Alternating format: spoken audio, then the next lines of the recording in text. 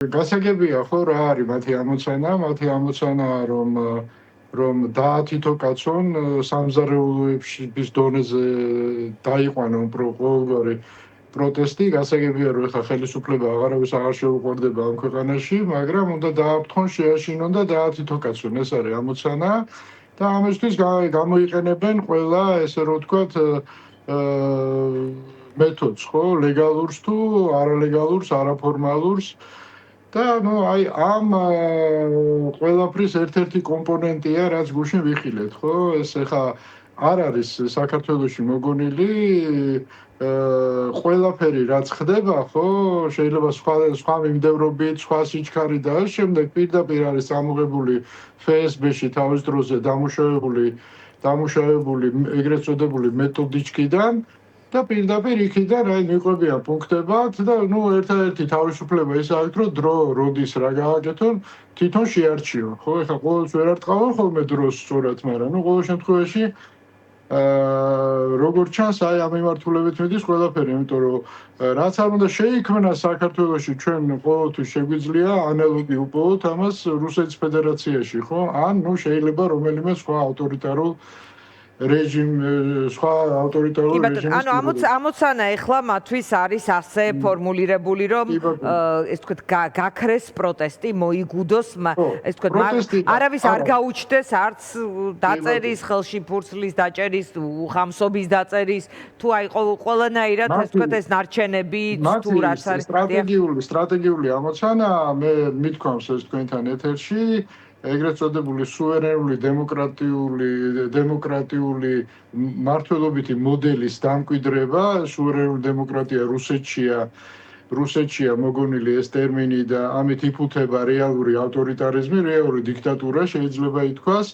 აი ესე ფსევდო ესე მულტიპარტიული სისტემა ხო, როდესაც ერთი დომინანტური პარტია არსებობს ქვეყანაში და მისი სატელიტი ხო, მისი ხელის ოპოზიცია, აი ეს არის ამოცანა, რომ წლის ბოლომდე ეს ყველაფერი გააკეთონ და ეს რომ გააკეთონ, უნდა მოასუფთავონ როგორც პოლიტიკური ველი, ასევე სამოქალაქო ველი, ხო?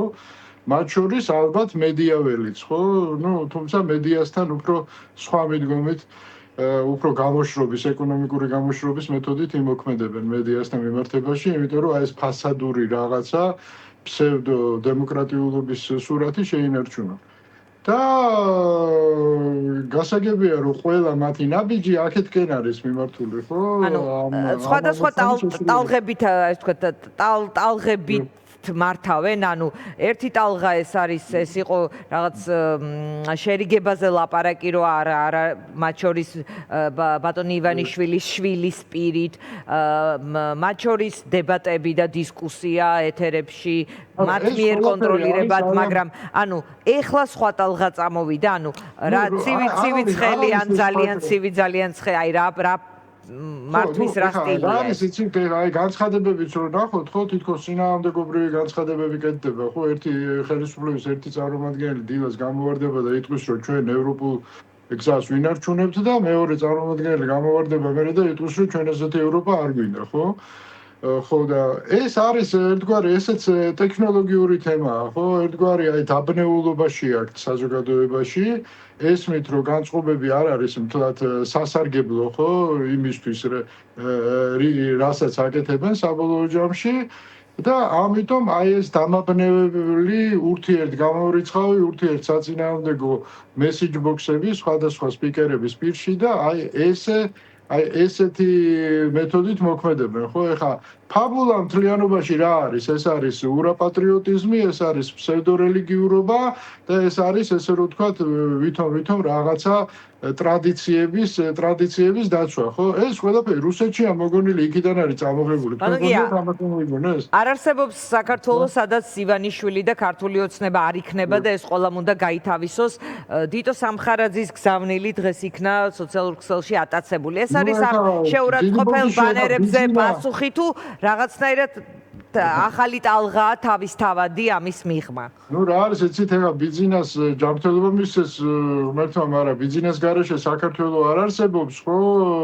ეხა უკვდავი ხო არ არის ეს ბიზნე და ეხა ეს არის აქ ქვეყნის შეურაცხყოფა ესეთი ტიპის გამონათქვამები, ხო? ეხა ბიზნე როცა გარდაიცვლება, ეხა 100 წელი იცოცხლა რო გარდაიცვლება, რა ეს ქვეყანაც ესე რომ ვთქვათ იგუპება, ამით, ხო?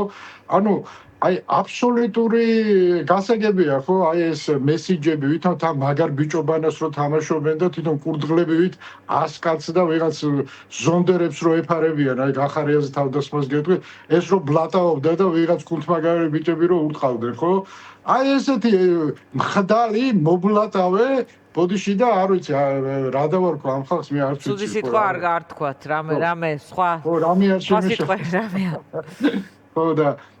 ხო და აი ესეთი მოცემულობა ეხა ეს აი ამ ურაპატრიოტებს ვეტყვი რა აი გუშინ რო რაღაცა დააფუძნეს დიდი ბოდიში ტრადიციებს რო იცავენ და ასე შემდეგ ხო ესეთი ძალიან მაგარი ბიჭები რო არიან ხო მე არ მოყვები ეხა ცემატყეფაზე და იმაზე მე სულ ერთი კადრი მიდგას რა ჩემთვის განსაკუთრებით მძიმე იყო აი თუ გახსოვთ იმ თბილისი მოლთან რო აქცია იმართებოდა და იქიდან მე მსვლელობით წამოვიდნენ რა და იქ პატარა გოგოები 15-16 წლის გოგოები ბავშვები და მამიშტოლა კაცები ხო იმის ნიღბებს ამოფარებულები პედოფილების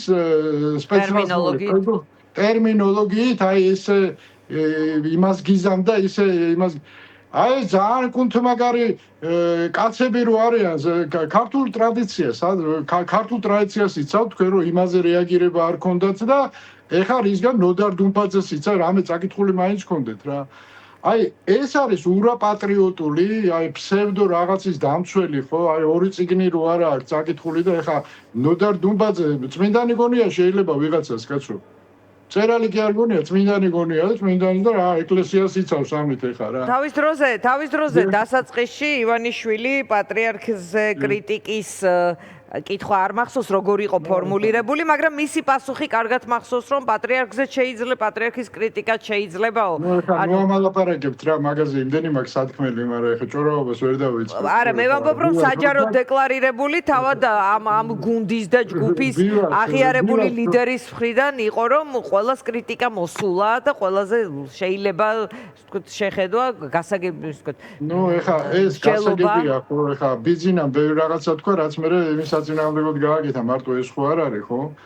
ო და ნუ ადრინდელი ივანიშვილი, გვიანდელი ივანიშვილი რაღაც ორი როდესაც მე რა არის იცით ორი მოცემულობაა თქვენია დაკვირვები. ახლოს ვიყავი აი ის იმ ბიზნეს ივანიშვილთან დაკავშირებით ვისთანაც მე ურთიერთობა მქონდა და ჩვენ ძალიან ესე რომ ვთქვათ ფაქტობრივად წინა ხელის განმავლობაში 24 საათი ერთად ვიყავით ხო? დღემდე სენტიმენტი მაქვს აი იმ ბიზნეს ივანიშვილის მიმართ და დღევანდელი ბიზნეს ივანიშვილი ეს ბიზნეს ივანიშვილი არა ეს სხვა კაცია სხვა ადამიანია ხო რომელიც ესე რომ ვთქვათ ქვეყანას რა შუშვება გასაგებია რომ თვითონაც ტრაგიკული პიროვნებაა თქვენ რა გონიათ ეხა რა ბიზნესი არის ყველაზე ესე რომ ვთქვათ აი ესეთი მძიმე ესე რომ ვთქვათ ესეთ განსაკუთრებით მკაცრი რეჟიმის ციხის პატიმარია. იმიტომ რომ სხვა ისინი რა ქვია პატიმრები ციხეში ეხა ვინზია მათ შორის პოლიტპატიმრები ძალიან მომრავლდნენ ხო? ნუ რაღაც გასასეირნებლად მაინც გამოყავთ გარე და ამ კაცს ყალი ვერ დაულევია ხო? თუ რაღაც ის ლაბორატორიული დასკვნა არ დაიდო იმ წყალზე და ილუქება წყლის ბოთლები და ეხა ნანახი გაქვთ ეს სცენები ხო? და იმის რა ქვია ბრონირებული შუშის უკან ლაპარაკობს ეხა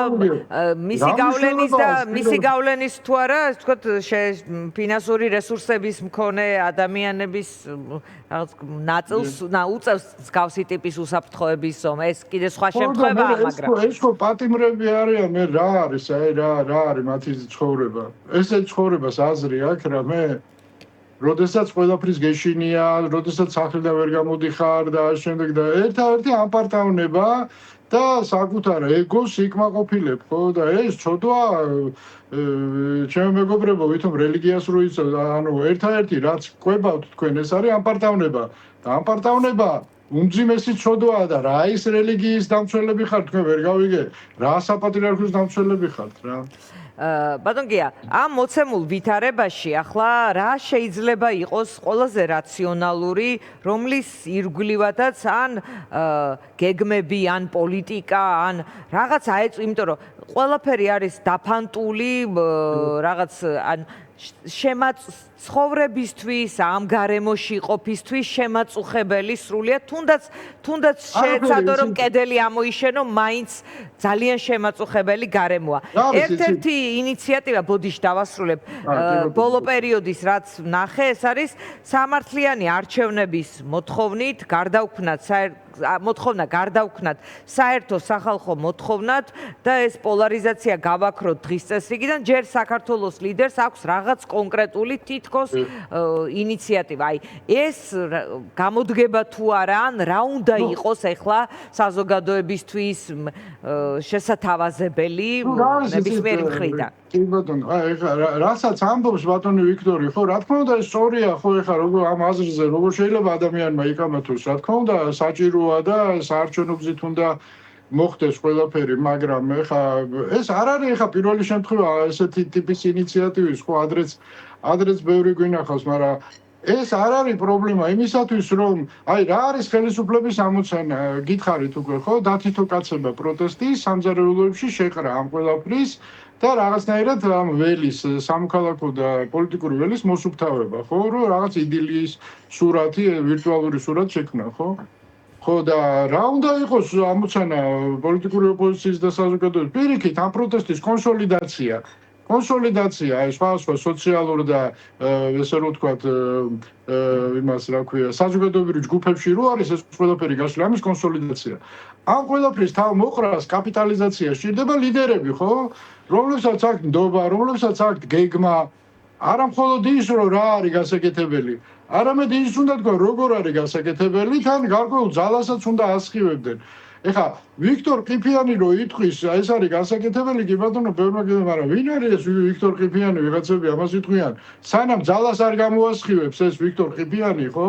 ანუ ეს ვიქტორ ყიფიანი თუ ზოგადად ყველა ლიდერი რაღაცნაირად ოპოზიციური სპექტრი უნდა ჩამოყალიბდეს, რაღაც საერთო როგორ არჩევნებს ხედავს როგორც მინიმუმ.